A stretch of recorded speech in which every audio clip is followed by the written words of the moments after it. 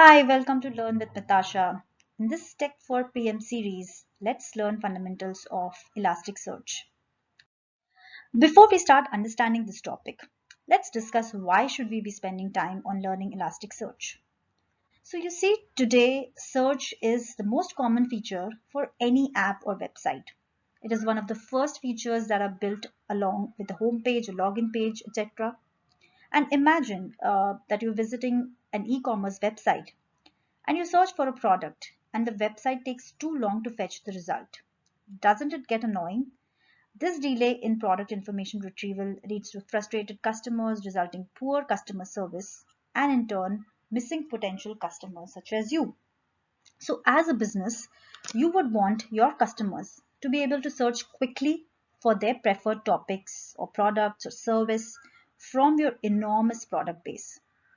And also, as an organization, to run effectively, you should have easy and quick access to the right data to be able to run quick analytics from your enormous database. This is precisely done using Elasticsearch. So the content presented here focuses on fundamentals of Elasticsearch. And if you have heard this term but want to understand what is it all about, but you're not looking for too much tech details, this presentation is perfectly for you. So let's start. Elasticsearch allows you to store, search, and analyze huge volumes of data quickly and in near real time and gives back answers in milliseconds. It is generally used as an underlying technology that powers applications that have complex search features and requirements. Elasticsearch is a search and analytics engine. To understand this, let's break it down into two components: search engine and analytics engine.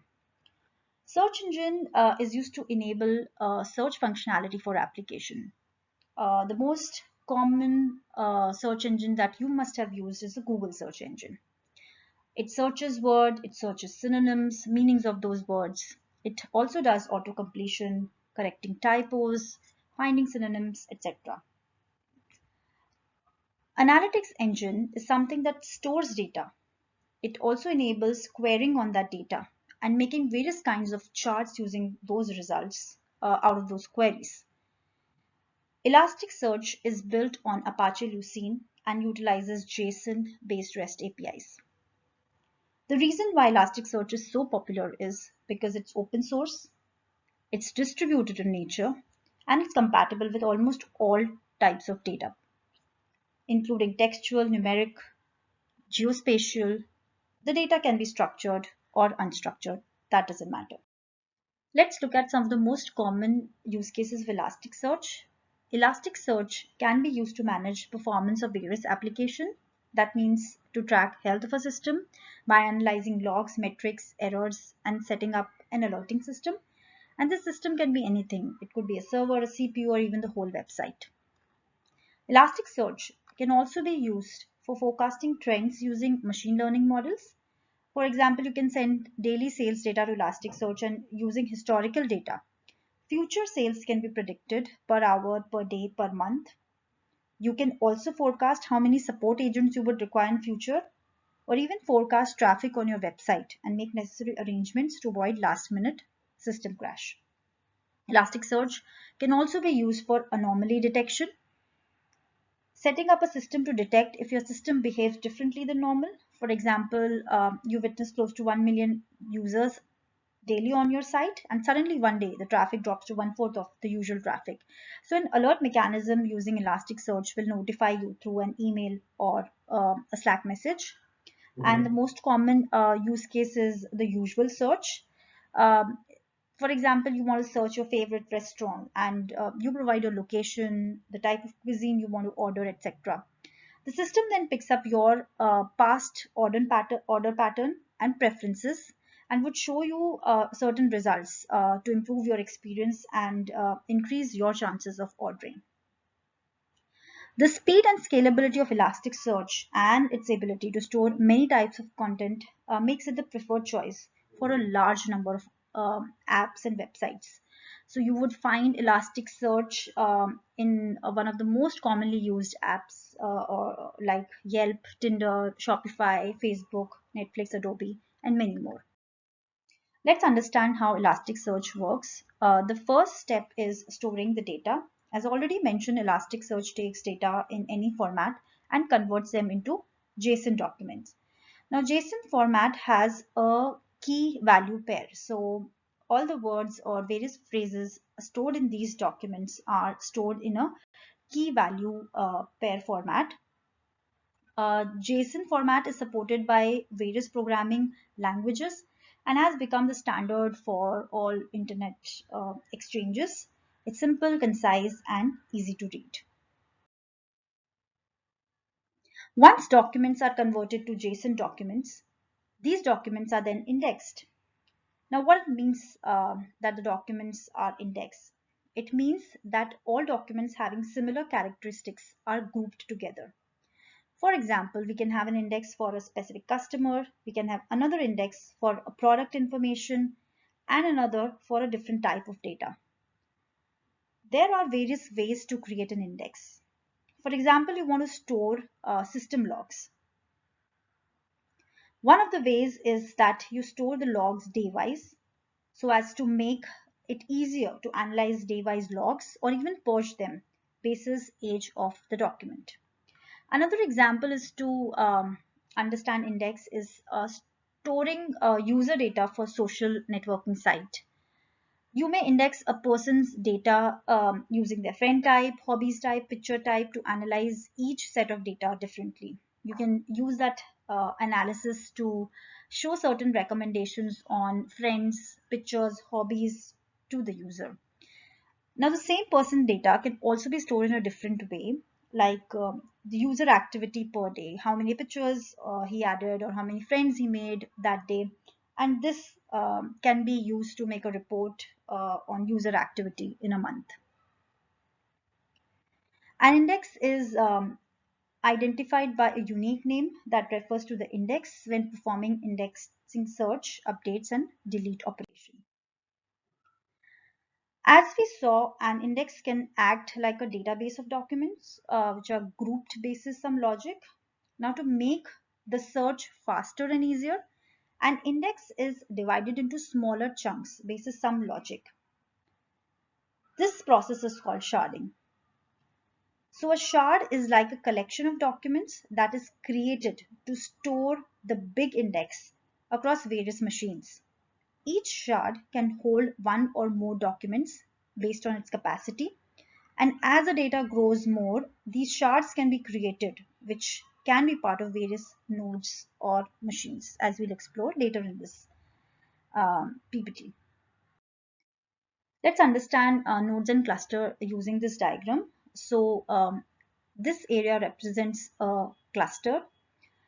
If you see, a cluster is a group of various nodes. A nodes is like a machine, and as data grows, we can add many nodes to a cluster given all machines are in the same network and have the same cluster name. So a cluster so a node can belong to only one cluster. Each node has a unique ID and name.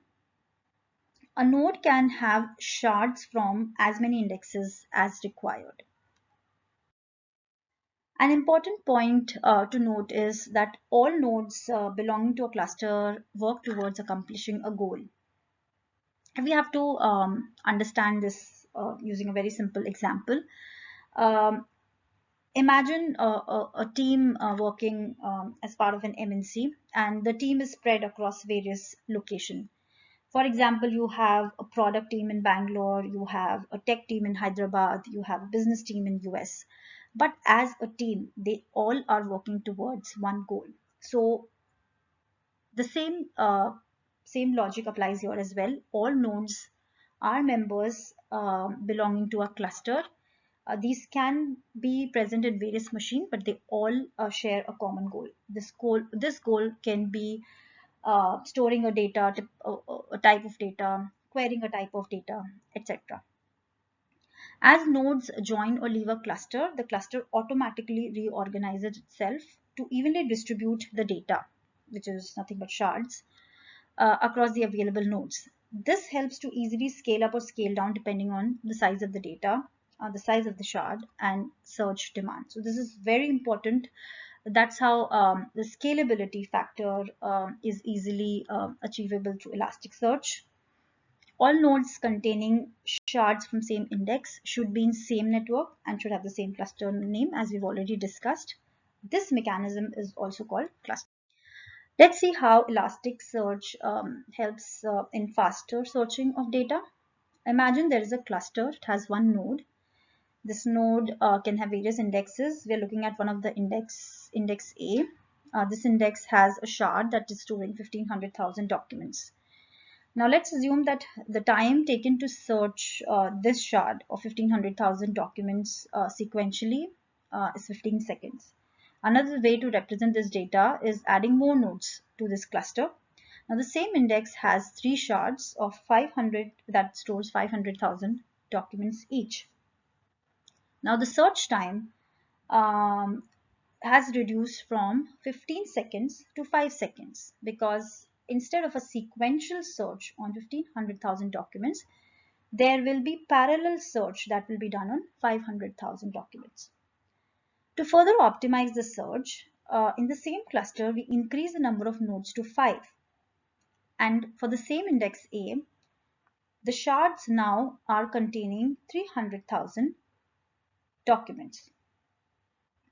To search these documents, 300,000 documents, the search time now has significantly reduced from 15 seconds to just 3 seconds. More nodes can be added to a cluster to break down the shard size further to optimize the search results. Another important concept in Elasticsearch is replica shards. Replica shards are nothing but identical copies of a shard that are created to continue operations when one or the other node goes down. For example, so there's a primary shard and there is a replica shard. For every shard, there can be one or more replica shards. That totally depends on how you want to build the system. So in case of a disaster or something, one of the primary nodes goes down. So the search will not be hampered. Instead, the search will continue on the replica shard. Replica shards can also be used for searching when one or the other shard is not able to handle the volumes of incoming searches. So replica shard also helps in making the search queries faster. Another concept that's important for Elasticsearch is the full text searches. Elasticsearch is also known as a full text search engine. Now, a full text search, or also called a free text search, it allows you to search words inside these text documents. It also allows autocorrection of spellings, searching by synonyms, auto-completion of words, etc. Now, how Elasticsearch does this? Elasticsearch uses a dedicated and optimized data structure for each type of field. For example, text fields are stored in inverted indices, numerical and geo fields are stored in BKD trees. An inverted index lists every unique word that appears in any document and identifies all the other documents where these words occur. So when we are performing a search, we're actually searching this inverted index, and not the actual document. So if you look at this diagram, so this is a document 1, document 2, document 3. Now, all the words appearing in this document and this document and this document, they are maintained in like a list.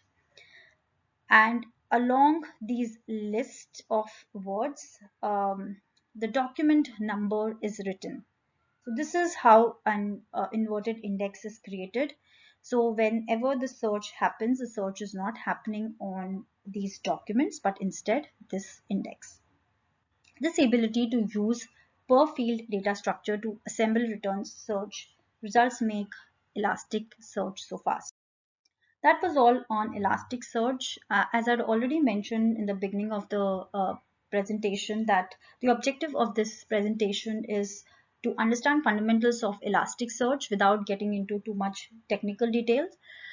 For people who are looking for further understanding on this subject, I would highly recommend going to the official Elastic search webpage. They host a number of articles and videos for deeper understanding on this topic. I would also recommend understanding these topics: RESTful API, Apache Lucene, Elasticstack, which is a combination of Logstash, Beats, Elasticsearch, and Kibana. Understanding of various types of databases, non-structured database such as NoSQL database, and understanding of various non-functional requirements that the Elasticsearch fulfills: throughput, latency, near real time, etc.